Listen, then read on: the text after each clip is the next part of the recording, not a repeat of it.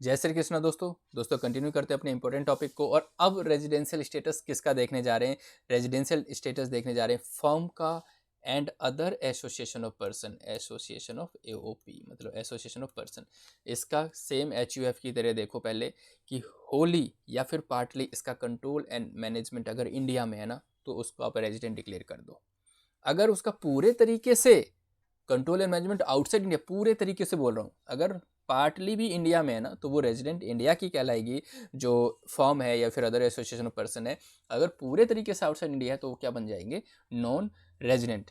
लेकिन क्या sir HUF की तरह यहाँ भी देखेंगे कि इसका एडिशनल कंडीशन फुलफिल कर रहे नहीं कर रहे उसको ऑर्डिनरी रेजिडेंट या नॉट ऑर्डिनरी रेजिडेंट डिक्लेयर करने के लिए? बिल्कुल नहीं, क्योंकि यहाँ पे कोई करता तो है नहीं, तो इसलिए वो सब देखने की ज़रूरत नहीं है। तो ये छोटा सा टॉपिक था firm and association of person का। लेकिन सर हमने इंडिविजुअल का देख लिया, कंपनी का देख लिया, एचयूएफ का देख लिया, फर्म का देख लिया, एसोसिएशन ऑफ पर्सन का देख लिया, और क्या है और किसका देखना है? तो इस पे भी एक छोटा सा क्वेश्चन उन्होंने पूछा हुआ है, how to determine residential status of every other person. तो कुछ नहीं है, जो भी बच गए उनका देखो, कंट्रोल एंड मैनेजमेंट।